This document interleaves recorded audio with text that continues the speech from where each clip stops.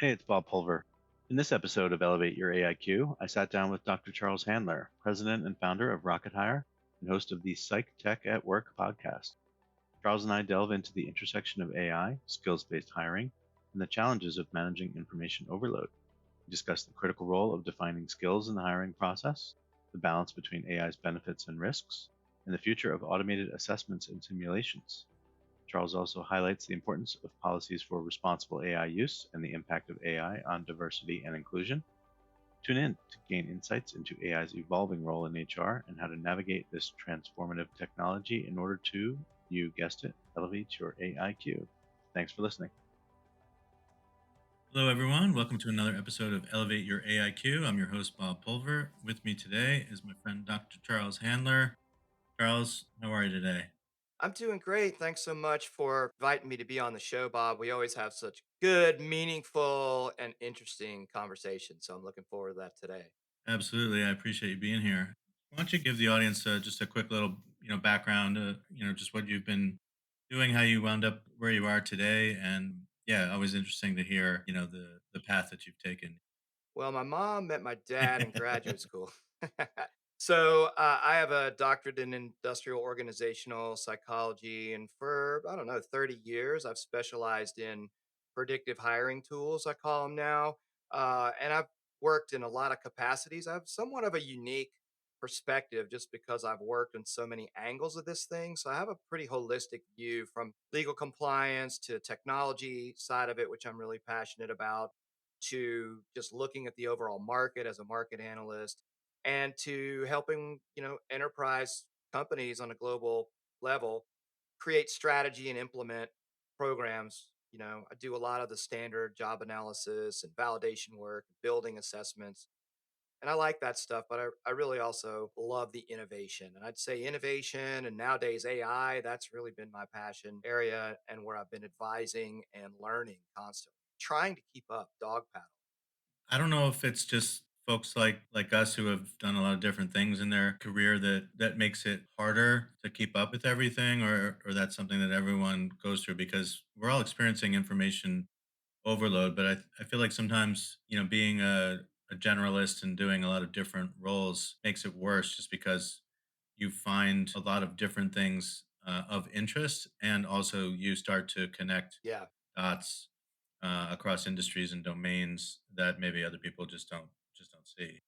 Yeah. I think no matter who you are and what you do, if you're paying attention to the world of AI and AI in your own field, I mean, I guess in a general, a higher sense, we all have so much information coming at us all the time that it becomes very difficult to be able to keep up with anything. It's overwhelming, and I subscribe to so many different, Substacks and newsletters and stuff, and I feel like I skim those, and I feel like I find great nuggets, and I feel lucky. I'm like, "Oh, I'm glad I didn't miss that one." But yet there's so many that I probably did miss. So it's all you can do is absorb what you can, find the people and the outlets that you like the most, and kind of stay tuned to those things. And so I read a lot about just general AI and large language models specifically. I'm not trying, I am learning and absorbing, like a sponge. And I'll read technical papers that push my understanding, and I don't even read the whole thing because I'm like, all right, I get the nature of this. There's 15 pages of prompting and stuff that's going on. But just really working hard to stay on top. And the large language model stuff changes so quickly. And even if you just using chat, you can experience it by just using chat GTP, for Omni. To me, it's amazing. It's getting better and better. Like it's doing a lot of really good things. And I've discovered lately a really good way to manage information overload is Perplexity. I subscribe to the Perplexity Pro. So I've almost completely replaced my Googling with Perplexity. But Google, Perplexity, and ChatGTP all have their own unique things they do best. So, but I feel like when I need to research a topic, Perplexity summarizes and pulls a bunch of articles with links, and it's much more current. And I love it. So I would recommend that to anybody. I'm going to start my own Substack. So I've been kind of studying what Substack's all about.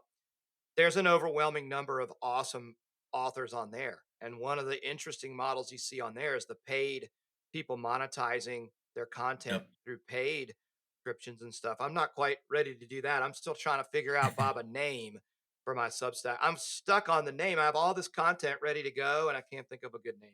So, all right, maybe we can brainstorm on that. So this is separate from Rocket Hire. It wouldn't be just. Yeah, I guess I forgot to mention. Thanks for prompting me. I forgot to mention that, yeah, I have a company, Rocket Hire, and we've been in business for 22 years. Basically, everything I described in what I do is done within the context of Rocket Hire, but it's really pretty much me Yeah, and some associates. So as far as my market facing brand, I'm really pushing on the Substack and the content stuff myself above anything. So there's a lot of choices, yeah. to be made there. But anybody can be a content creator now, and there's a lot of good stuff that people have to say, right? So I don't know. How do you keep up with it? I mean, do you have some similar experiences than I do? I do. I was actually just talking to a couple guys yesterday about the fact that I signed up for all these different newsletters, the Substacks and Mediums, and so Mm-hmm. now and of Yep. course I that content doesn't just reside there. I get the nudges, through emails, and now my inbox is filled with all these newsletters. And you're right. The problem is I need curation on top of curation because it is sort of Yeah. serendipitous. If I click on one, they happen to put in a good, catchy, title or lead headline, and I'll go in, and then three scrolls down, I see something that piques my interest or whatever, and so I'm reluctant to unsubscribe, to any of these. They're all, like you Yeah. said, there's some really good writers, some really bright people who are thinking about things in different ways, and so it is hard. I mean, one of the tools I used to love just to try to keep up with social feeds and social information. I think this came out right around the time that Flipboard came out, which is another great tool that I still use. Uh-huh. But there was a tool called Nuzzle. This entrepreneur Jonathan Abrams had Oh, wow. come up Okay. with, basically using your social network and your social graph. You could look at the things that you've identified that you find of interest, and then look at your first degree connections and the things that they flagged of interest. And then if you have enough time in your day, you could go beyond that to second degree or whatever.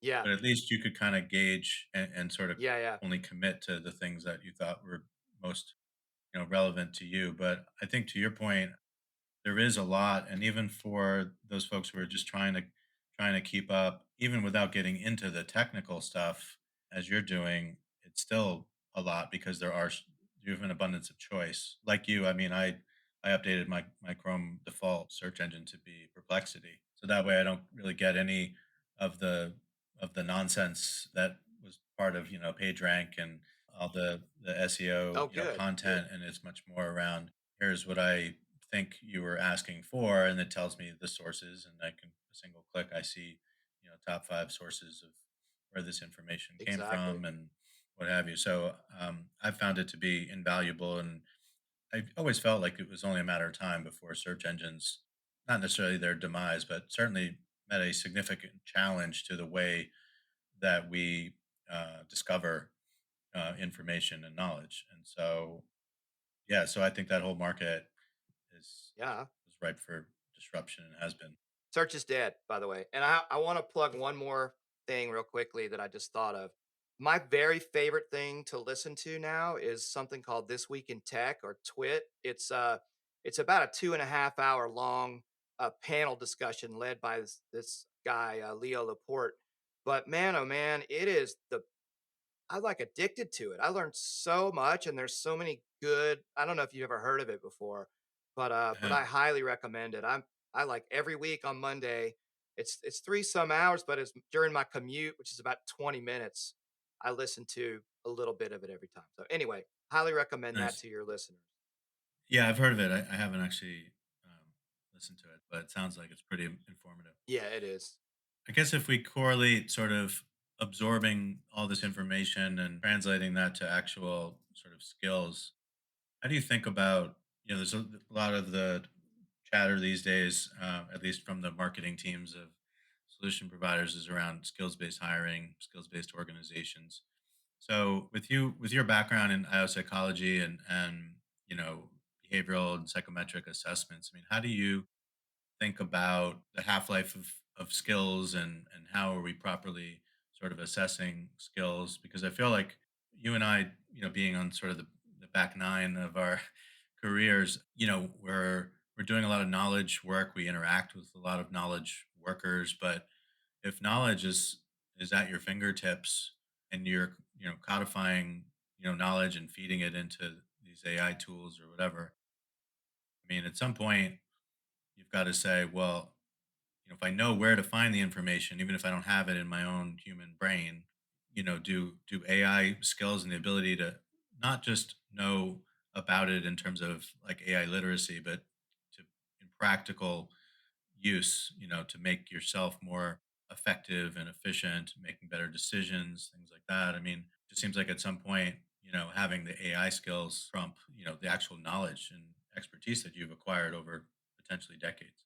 Absolutely. Well, I have a lot to say about skills-based hiring, probably more than we can even cover here in this conversation, right? During the time we have. But what I would say is the very first thing you have to do in skills-based hiring is define what a skill is, and we all have to share that same definition. Otherwise, we're calling things skills that may not be skills, or maybe everything that we're using as a signal for a job is a skill. It could be a hard skill, a soft skill.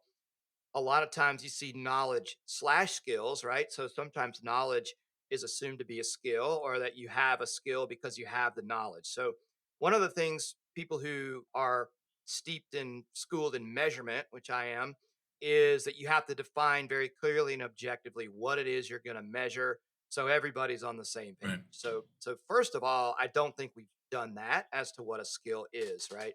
Secondly, there's different ways, right? So think about reducing friction in the hiring funnel, and you think about basically parsing a person out into a bunch of labels that you can compare then to other labels that would say they're good at a job, or the fit for an organization or whatever you do.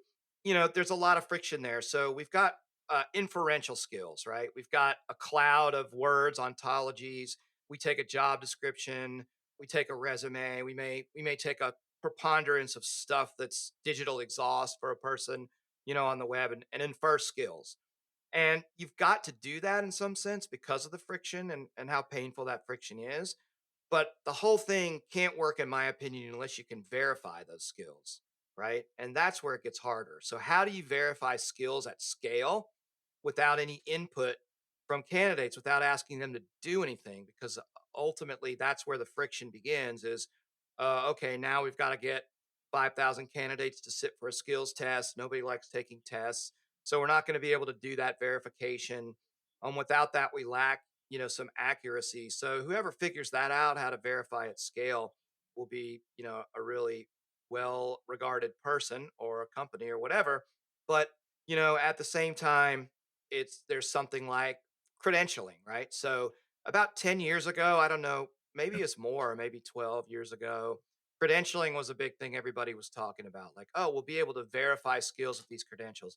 And again, it's the same thing as defining a skill without kind of a universally accepted Yep. thing like MCSE, right? Microsoft certified, what is it, soft solutions engineer or software engineer, whatever, right? Those are things, they're credible courses, and you should know your stuff if you get one.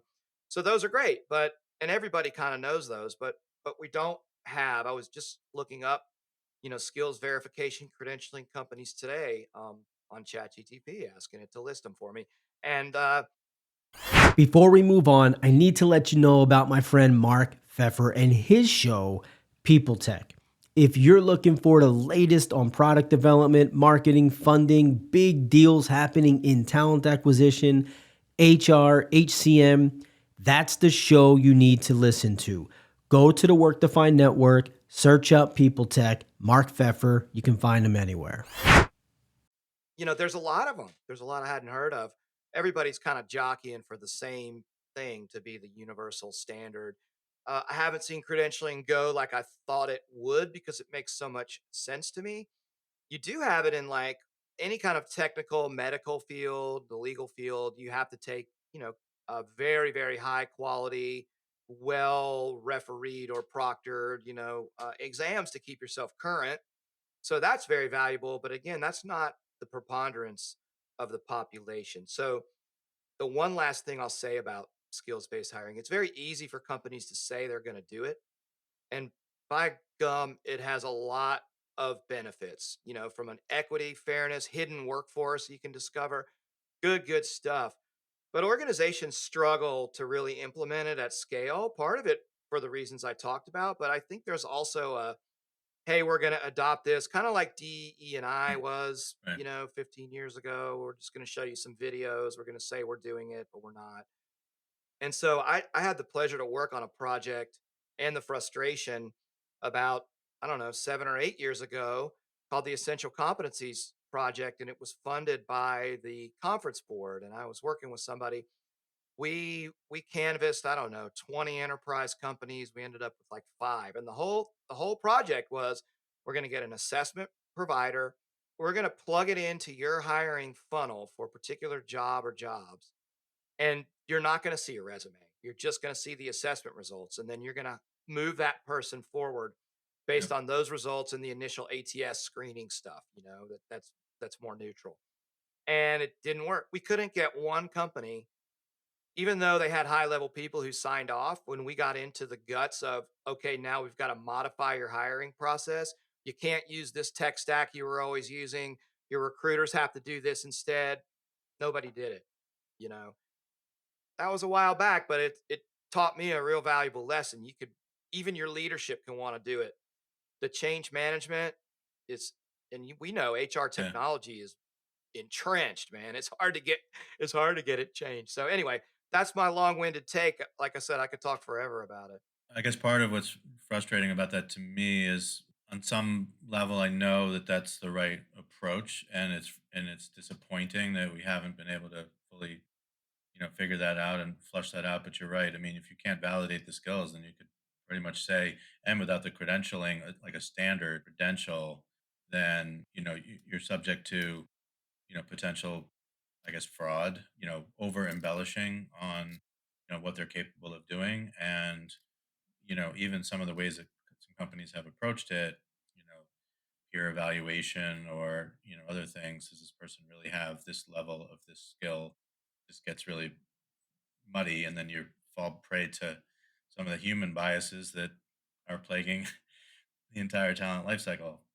So it can be tricky, but Yeah, for it's, sure. I guess the other big thing about why it's disappointing to me is I don't like the cat and mouse game of, job descriptions to resumes, because everything just gets, foggy and manipulated, and it just seems kind of silly. I mean, I have had the chance to basically do like a rich text, kind of assessment, and not only did they not ask for my resume, but it replaced the recruiter phone screen and probably derived insight from at least the first round, Oh wow. interview. So in theory, it's a better way of assessing someone's potential to succeed on that team and in that role.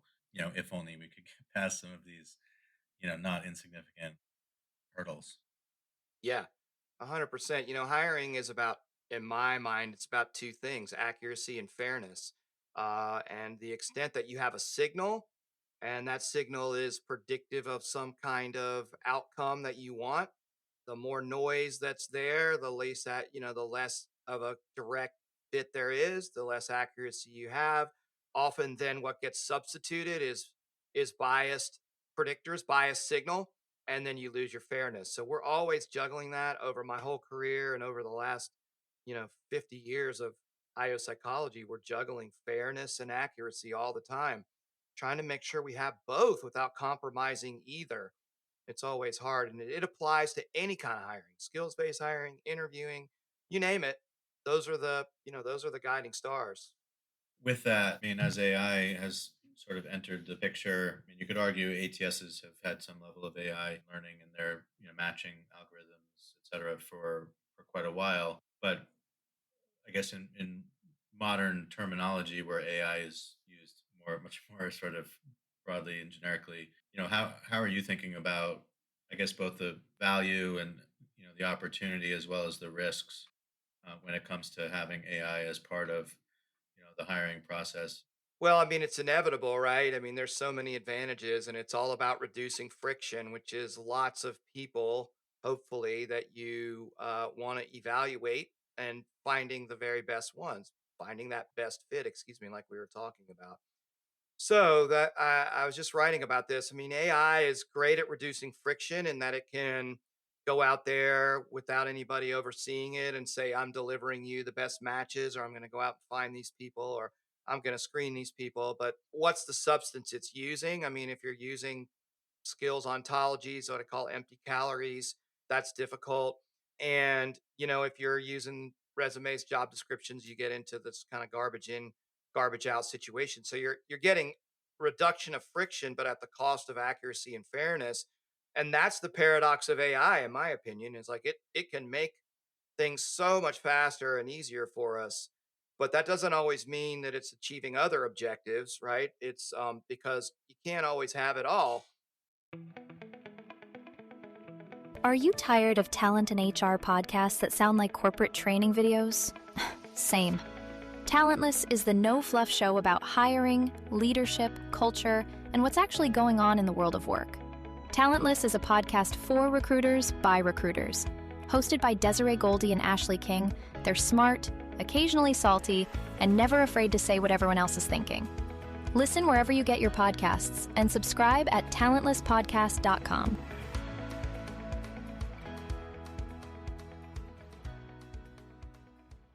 Optimize your business with a Workforce AI Edge powered by Vizier. Make smarter decisions and achieve better outcomes with real-time AI insights delivered to every people leader. Explore more at visier.com. And so I think we'll get better with that. In some sense, machine learning is AI. We've been using machine learning for a long time, as you alluded to. ATSs have been using that. Resume, I mean, from the very beginning of resume parsing and matching in the early 2000s, once Monster and job boards happened, companies had no infrastructure or ability to deal with that thing happening, right? There were just so many resumes coming in. So you could log into Monster and manage your stuff, but it wasn't really going into your ATS or anything. It's a difficult, situation. So technology has arisen to the challenge, but it's still a challenge because friction reduction is not accuracy. I think AI will get continually better and better, and I think we will learn how to train it better. So ultimately, it only knows what we know. So if we're training it with bias, then it's going to have bias. But since we have the opportunity to train it with unbiased information, theoretically, we can do that, right? I mean, you get into large language models, they've ingested the entire internet, they've ingested your life, my life, etc. It gets a lot harder to do that, but I still think it's possible. And I think that we'll be working in that direction. I believe when it comes to assessment, I feel pretty strongly about this. I just don't know the time horizon. We're going to have what I call a sinkhole in the middle of assessment, and what's going to happen is we're going to have all these automated inferential assessments based on again digital exhaust, um, and information where an applicant doesn't have to do anything. And then on the other side of it, I believe we're going to have super high fidelity simulations. So, oh, you want this job? Okay, well, log on here and do part of the job, and you'll have something that looks like you and I doing this exact thing, and it'll be scored, and it'll be highly realistic, and people I think will enjoy that. Maybe it's part of an interview, I don't know, but I think we'll have that because it makes so much sense. I think sitting there answering personality questions and Likert scales and even multiple choice questions. The multiple choice question's an interesting one, Bob, because I'm like, it's a very effective way to test the body of knowledge. I don't know how. I think maybe your digital exhaust could do it. Maybe the simulations can too, but it's a very you know standard way to go. So I think that one will be the hardest one or the one with the longest tail to extinguish. But what we will be able to do is probably continue to up our game with adaptive testing and, that kind of stuff where we can have shorter deals, or we can have LLMs sit there and role play with you and ask you questions instead of multiple choice or something. I don't know.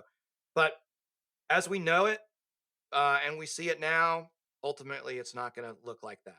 My guess, across the board 10 years, but it's impossible to know. Yeah, I think for mass adoption, we you and I are so close to this that sometimes it seems like, oh, that it's there, it's at our fingertips, but we could see some people experimenting with this soon, da da da. But the mass adoption is a completely different It is. story, and that's why you have the Gartner hype cycle, right? Where you have this trough of Yeah. disillusionment, right? Where people are just like, "Is AI a fad?" And I was like, "Really? Are we still thinking that? Like that's just silly. This is not crypto. This is not." VR, AR, the metaverse. Yeah, I Yeah. mean, I think I'm still reserving judgment on some of those things. I think there's certain use cases where that could be really interesting, especially like a work simulation that could be interesting.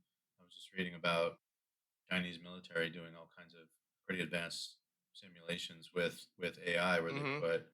they had an AI basically act go through a simulation as like a military commander acting as sort of Yeah. this multi-agent orchestrator, right? And Mhm. so to help it do, obviously absorb a ton of context, but also, give reason and give specific direction to individual, agents that were, trained to do very specific things and warfare. And obviously war games is pretty intense and Intense really, stuff. beyond, Yeah.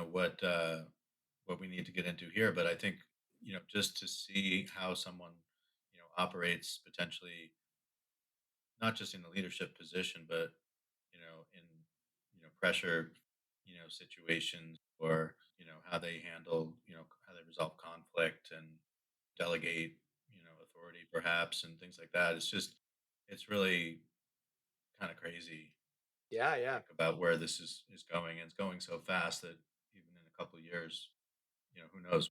Yeah, yeah. So, here's one thing I say all the time. Just think about it like this. If ChatGTP never evolved past 4 Omni that we're using now, it would still be a miracle. We would still be able to do all kinds of shit with it that would benefit us all. So the baseline of just where we are in the moment is still incredible and game changing, and it's not going to stop. What I think, you listen to these tech shows, and I think that large language models themselves may have some limitations. Also, we're going to run out of stuff to train them on, although new stuff's always coming out. So I don't know if I buy that one. The energy and resources it takes to train one of these things is insane.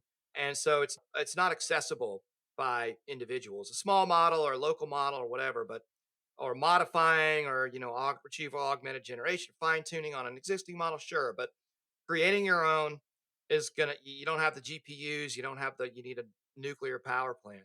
So, people say there's other actual ways of structuring the engine that's doing the AI essentially that may take over. And you've also got the agent thing like you're talking about where, it's moved quickly into we're going to have multiple agents coming to do like LangChain. I don't know if you're familiar with that. It makes so much sense, right? You're accomplishing one task with a bunch of AIs or little LLMs that are going off and doing individual things and coming back and producing a product. And so we'll see more and more of that. Somebody I'm not going to claim that I made this up, but it blew my mind because I'd never thought about it. My friend Georgie Yankoff, he's at DDI. He's an IO, but he's like clairvoyant in AI stuff. I think he was saying, yeah, the future is people like myself and him, IOs. We're going to be training the agents how to have good competencies, right? So, in other words, we're going to train the agent how to display empathy or how to do this complex mix of traits and competencies that so it can interact more like a human, right? Because it may not be able to train itself, kind of thing. I get if I make sense there, right? So, we may shift from evaluating people on these things to training the LLMs that are going to evaluate the people more accurately, transferring our knowledge as trained psychologists into the model. I mean, I'm doing that right now to a little bit training a role playing LLM, right? So we've created a whole structure of dialogue that's set up to elicit poke you to display a certain competency, right? Like I get mad at you and I'm a customer, right? There goes I'm poking you on your empathy or your ability to maintain your composure or whatever. And then we measure that, score that with another LLM. trained. So that's a simplified version.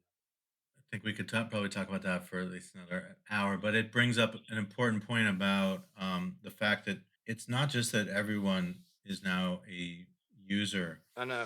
of this type of AI, being generative AI, because it's part of the user interaction, the user interface, and the experience.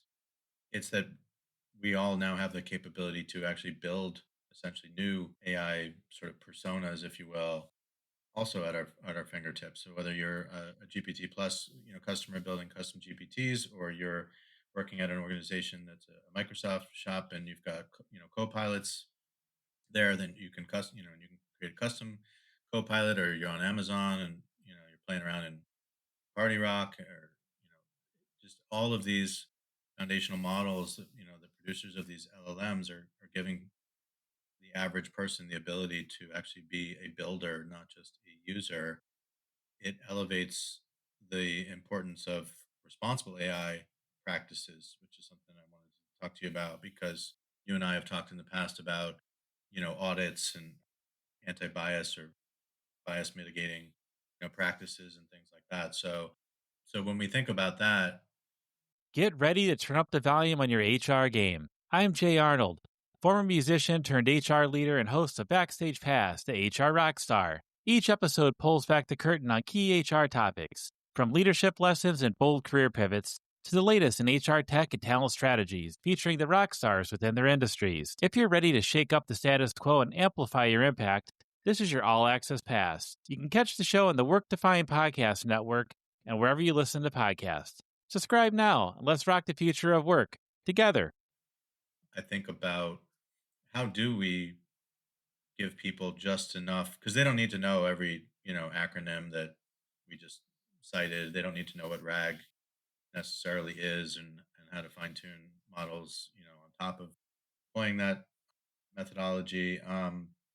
But I do think that one of the core things that they do need to know is design, build, test, and use it responsibly. And so I don't know if that means like we need compliance training on responsible AI, but it seems like for organizations that have been waiting to figure some of this out before setting policy and figuring out what's acceptable to use, which tools do we let them use it, do we also let them build it, there's all kinds of things that need to be considered.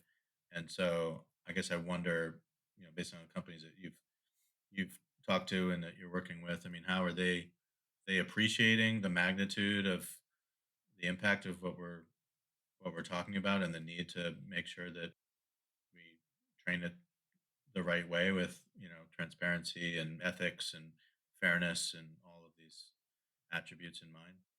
I think so, and I think what we have right now is a little bit of, hey, we're not ready to even implement a lot of this. So I make a fundamental distinction though too, right? And if you think about the totality of an organization, there's a lot of different areas of the business, right? So for instance, AI for supply chain and logistics, what's the ethical problem there? Like what is it possibly going to do that's unfair or anything? Like you're just routing things or you're ordering things and you're optimizing. So those are really easy adoption use cases. They probably have a lot less hoops. When you start talking about people, right? Or even like financial data, sensitive stuff, people being some of the most, it gets a lot more difficult. And what I've seen and heard is companies saying, "Hey, we don't even have a policy for this stuff yet. Like, let's take a little bit of a breather here, and let's figure out, what our policy is, how we're going to manage this." At the same time, in hiring and recruitment, people are using, a lot of these AI screening tools. So there's got to be use cases whether a company has a policy or not, because we've been using those tools for a while. Maybe they come back and say, "Hey, we've got to look at everything," which is what they should be doing. So a lot of companies are, in the process of putting in place a chief AI officer, right? So there's a set of creating the environment to be prepared for using AI tools that I think is going on now. And I think the adoption curve is still very much which I'm glad about. I did a project. I'm actually in the process of writing it up. It's pretty interesting. Colleague and I, we interviewed 20 IO psychologists at global enterprise companies about their testing programs and their AI policies, et cetera. And pretty much zero of them are heavily using any AI type assessment tools, right? An interesting aside on that is we started that project like 6 months ago. We did parse apart, we interviewed transcripts from an AI note taker, parsed them apart into rows and columns of text so that we could analyze it ourselves better, but that we could have ChatGPT do it. But we started by just feeding 20 transcripts into PDFs into ChatGPT and asking it questions. I have no need to go and put it all in a grid. Like it it's nailing it. It's incredible. Anyway, as an aside, like the kind of stuff we can do with that is insane. But I think that it's good that companies are being careful. I think that AI regulation is going to be a good thing. Noting there's a spectrum. New York City law, kind of garbage. I'm sorry, EEOC's stuff is what it is, and it applies no matter what. But the EUAI Act is going to be just like GDPR, in my opinion. And anybody in the US who touches anybody in the EU with any kind of hiring thing is going to have to go through a certified audit of all kind of stuff. You're not going to be able to get around that. So I feel like that's going to be great, and we've got to prepare for that inevitability, and that'll help us. But at the same time, internal governance is critical. Companies, if they really care, they're going to have policies. They're going to have to be careful. And I think right now there's a lot of questions, and so where are you going to find it where there's least sensitivity and more objectivity, right? And the highest levels of friction in things. And I think a lot of companies aren't prepared to understand the HR tech side of this really super well. Originally, I think when you and I first talked, when the New York City bias law, I forget if it had gone into effect yet. We're approaching its anniversary date, and people aren't knocking down our doors to get their audits done. No, Right. or nor anyone's. What we see is vendors getting some kind of New York City audit when vendors wouldn't even be audited under that, but basically saying, "Here, look at our data. We don't have any ratios that are out of whack." But as you know, just like with the EOC, the vendor it's not about the vendor, it's about the local use of the tool. However, the EUAI Act is going to change that. Vendors are going to have to be accountable soon. Yeah, that's what I was going to say. I do respect those who have taken the initiative to get out in front of this. I think for solution providers who have, they're either AI sort of native solutions, or they've added AI capabilities to their solution, just to go out and say, you know what, this is important for our clients and our current clients and our future clients, that we are considered a trusted partner. And people can say that, but if you don't want it to just be lip service or based on some historical metric, if you really want them to be trustworthy, then why, all else being equal, you had your short list of vendors, and there's only one who had taken initiative to go ahead and get an independent audit, even though they weren't necessarily responsible for it. It just, I don't know, it gives people a little bit more comfort that that this company is going to be with me, and they're going to stay on top of it. And if I do get audited as a user, as a talent acquisition team, for example, that they're going to be there to support me. And if the auditor needs some of their data, maybe you don't have enough demographic data, and you need to go back to the vendor to supplement it, or whatever. I think that's important. I also think that just because, I guess where I wanted to go was like, when I think of the concept of responsible AI, and that being a sort of umbrella term similar to like, human centric AI, that I think is more used in research and academic communities. But if you maintain that, and you think of that as the overarching, sort of theme and collection of these concepts around, fairness and explainability and transparency and bias, mitigation, and all these other concepts that we supposedly care about, then you should want that wherever your solution is deployed across the talent lifecycle. Because some might say, oh well, we're too early in the cycle, right? We're doing programmatic advertising, right? We're doing job boards or whatever, and so that stuff's never going to be we're never going to be on the hook for that. And it's like, well, you know what? I disagree.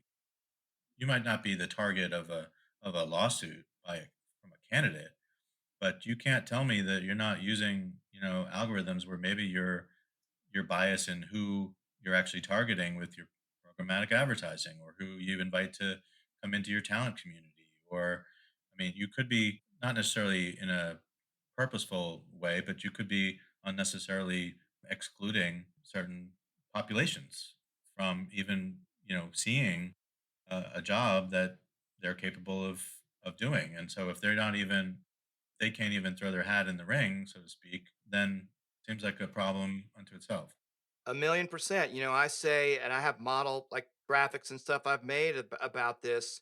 So the great Satan of all this, in my estimation, is programmatic job ads and recommendation engines, because hiring is a probability game. It's a funnel, and if you don't put something in the funnel that you want to come out the other side, you can't get blood from a rock, right?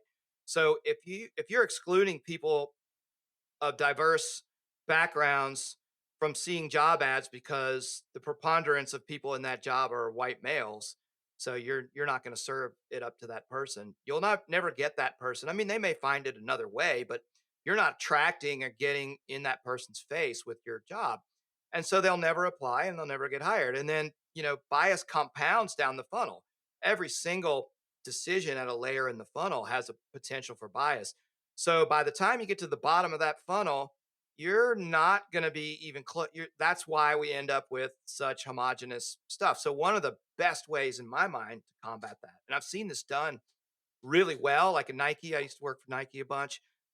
They would go out in the community with their recruitment efforts and build and engage people that they want to fill certain jobs, to say, we want diversity. So we go find diversity, we engage diversity with our brand, we sponsor events, and we have recruitment, representatives on the ground, meeting people, building relationships. It costs more money, it's harder to scale, but at the end of the day, that overcomes what we're just talking about, right? Like then you don't even have to worry about a job ad. You're going out and getting what it is that you want to have and making sure they get in your funnel.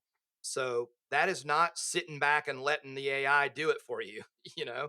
Yeah, you hit on two really, really important points that I always try to impress upon people. One is if you care about DEI and you can say, well, it was well intended, but badly, marketed or, whatever. If you care about diversity, equity, inclusion, and belonging, then you have to support responsible AI because what's going to be, that's where we can actually keep tabs on all of this, and that's what's going to be the overarching and prevalent, mechanism. Following those principles are going to have those downstream effects on DEI and other kinds of programs similar to that. But before we go, Charles, I mean, there's one question I ask all my guests, which is, the title of this podcast is called "Elevate Your AIQ." What comes to mind in terms of getting people sort of, ready and Yeah, two things I did. So, back to consuming information, right? I took a Coursera class on prompt engineering, and then there's a really good Microsoft course that has like fundamentals of AI, and it's a self-guided course. There's like 6 or 8 modules. It's free. Can't remember where I found it. I think someone posted on LinkedIn about it. I can't remember the name of it, but it's sponsored by Microsoft. It's either IBM or Microsoft. I can't remember which one. I think it's IBM actually.